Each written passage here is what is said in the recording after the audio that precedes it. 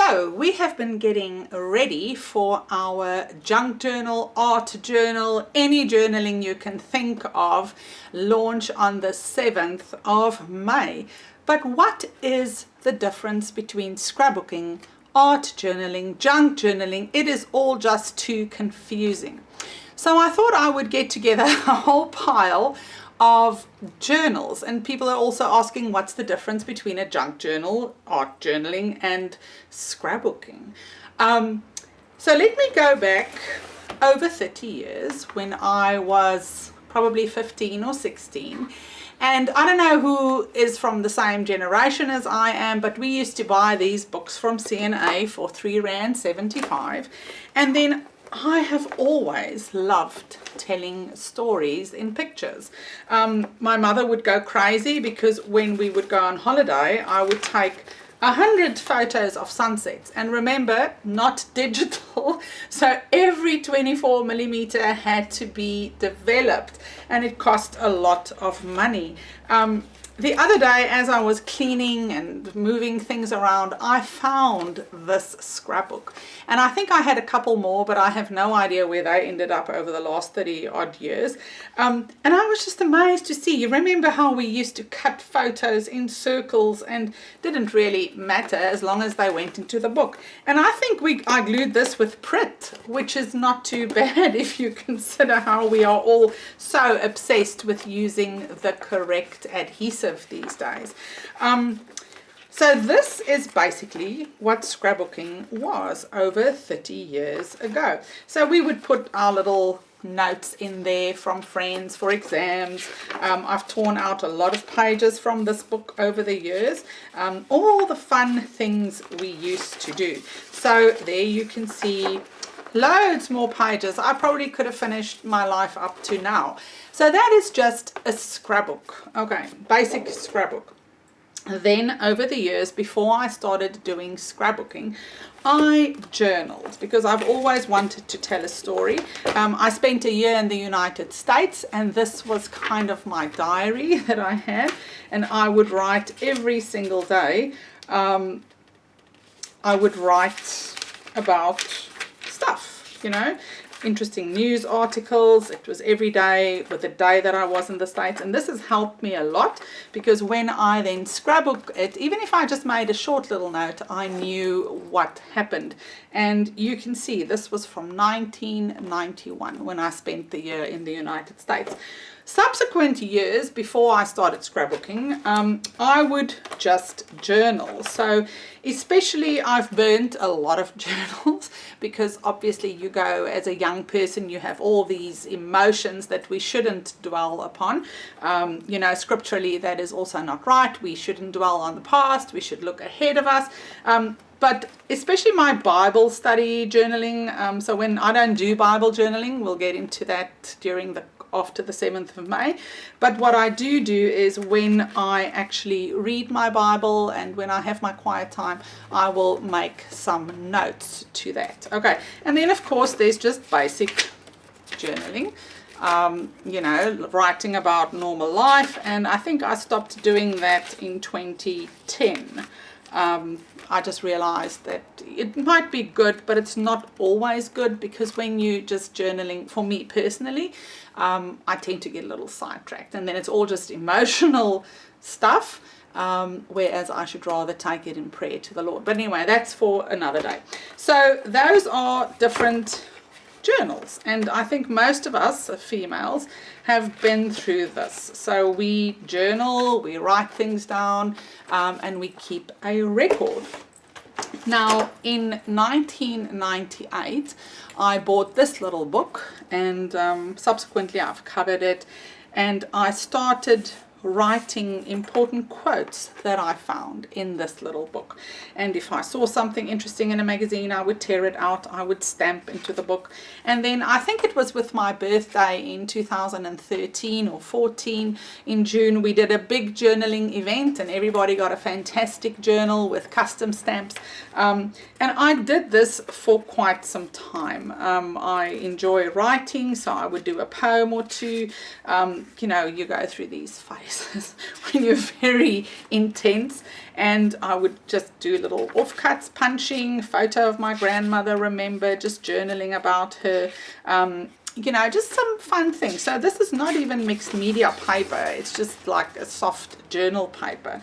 But there you can see, this is what I did. I have stamps, I have loads of stamps, I have punches, I have dies. That's a cutting die, and I want to use them sometimes, but I don't want to do a scrapbook page. You know, you want to just do something on a small scale. This is in remembrance of my beautiful Burble Gabby that died, and it was actually a scrapbook page, but I tore it apart because it was just this on a whole double page, and I thought it was just too big, and this is a much better format. So we'll go through this during the course of July, and this is actually the only book that I've ever finished as a journaling book. And then of course I also have some notes about my scripture readings in there. Then I think I went to a class at some point that Tim Holtz presented, and he had these cute little journals. Now, once again, what do you do with this? I don't know, nothing. It's just fun, and you get to stamp your stamp, and you get to ink your ink, and you get to work with a stencil. And of course, I can write a couple of notes in there. I haven't used this one yet. Maybe I'll use it for a holiday. I have kept it. I've given away some other ones, but I actually enjoyed making this one. And he did sign it, plus Paula Cheney did, and Mario, so I might just hold on to this one. This is a junk journal that Priscilla made. We showed this to you guys the other day with signatures. So what's the difference between this and a mini album? I don't know, nothing, apart from the fact that you use all your little junks and there's no rules. You just glue everything down. I can scribble here. It didn't take 5 hours to make. It's quick to put together, and it's just fun, just because. Here's another example of a journal. My friend Penny gave this to me many years ago, and I started transforming this into a mixed media journal. Once again, I've only done like 2 pages, but what I did with this one is I would actually work on watercolor paper, and then I would adhere it into this journal. So there are so many different things you can do with this. That's me. Anyway, so when you don't have enough for a whole scrapbook page, we'll go through the processes explaining to you how to transform a normal book into an art journal. This is a class that I took with Belinda. Belinda is going to start a whole series on Scrapbook Studio this from the 7th of May. So at some point, inevitably, this will become the cover for a junk journal. But isn't that just awesome? And we used a serviette. She will be teaching a class similar to this one. Love it, love it, love it. It's just fun, just because. And then, of course, I wanted to show you some examples of books that can be used for journaling. Hardcover books are, I think, good. Maurice used to use this little notebook for stuff, and then I don't know, he just left it somewhere, so I annexed it. And because it has a hard cover, I can cover it. I can just put some gesso on. I can glue a couple of pages together, put the gesso on, and do the background. This book is a beautiful book that I bought at Bargain Books. It already has all the elements for a journal. It's even called a book club journal, and it has pockets, you know, so it's like a pre-made journal. And I bought this probably 8 years ago, and look, it already has space to do notes. And I mean, I'm not going to be joining a book journal club, but it has enough space for me to do some journaling in. So to answer the questions that we've received, what is the difference between junk journaling? Oh yes, and look at this. My good friend Anna Finnebar gave this to me as a gift, and I can just put this into one of my journals. I can staple it in there, write a note about it, and it has a space instead of just lying around and gathering dust. So what is the difference? The difference is just that we all hoard products. We have so many of them that we never ever use, and we think we are going to be using it. To make a scrapbook layout takes a lot of time. You have to get all your stuff out. You need big space. to do that. To do journaling, you can probably pack a little basket. You can have a small space. You can do it while you're watching TV with your husband. You can just do something random without any purpose. You can do it while you're listening to a sermon. You can do it while you are listening to an audio book. You can do it while in absolute silence, and just focus on that which you are doing. Not having to read notes, not having to take instruction, just do whatever you want to do. So for me, that is the essence of journaling. Getting into Bible study journaling, I will have a whole series on that.